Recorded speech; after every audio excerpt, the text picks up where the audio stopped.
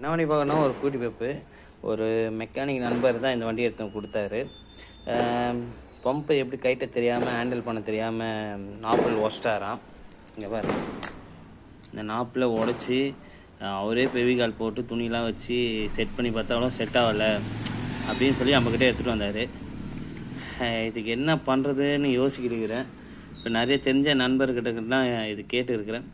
இந்த மேலே வர நாப்பிள் மட்டும் தனியாக கிடைக்குமா, கப்பு மட்டும் கிடைக்குமா அப்படின்னு கேட்டுக்கிறேன். ட்ரை பண்ணத்தில் யார்ட்டும் கிடைக்கல. இப்போ பம்பே நம்ம புதுசு தான் மாற்றணும். நான் என்ன சொல்கிறேன்னா, ஒரு பிஎஸ்எஸ்ஸு நிறைய பேருக்கு இன்றைக்கி பார்க்க தெரிஞ்சிச்சு. ஆனாலும் பார்த்து கேர்ஃபுல்லாக ஹேண்டில் பண்ணி கைட்னா நல்லாயிருக்கும். இப்போது மெக்கானிக் அவர் கை காசு போட்டு பண்ணுறோம்னே ஆயிடுச்சு. நான் விட சொன்னேன், நீங்கள் விடுங்கண்ணா, கவலைப்படாதீங்க, வண்டி எடுத்துகிட்டு வாங்க, நம்ம புதுப்பேட்டில் எதனா செகண்ட்ஸில் வாங்கி ரெடி பண்ணி தரேன்ட்டு.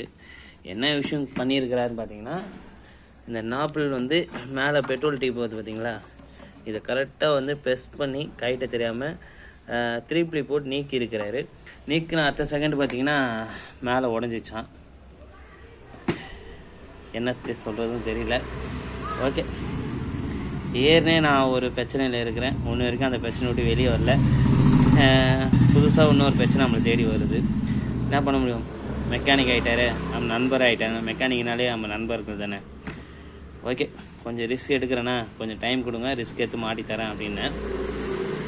முடிஞ்ச அளவுக்கு கொஞ்சம் கம்மியாக பண்ணா இருக்கே, உன்னை நம்பி வந்திருக்கிறேன்னாரு. ஓகே, உங்கள் கருத்து இன்னும் மறக்காமல் சொல்லுங்கள். ரொம்ப நேரமாக உங்கள்கிட்ட நான் பேசலை. நெக்ஸ்ட் வீடியோவில் பார்ப்போம். சீக்கிரமாக எவ்வளோ சீக்கிரத்தில் நான் எக்கோர் ஆக முடியுமோ சீக்கிரத்தில் எக்கோர் ஆகிட்டு பழைய வீடியோஸ் நான் போட ட்ரை பண்ணுறேன்.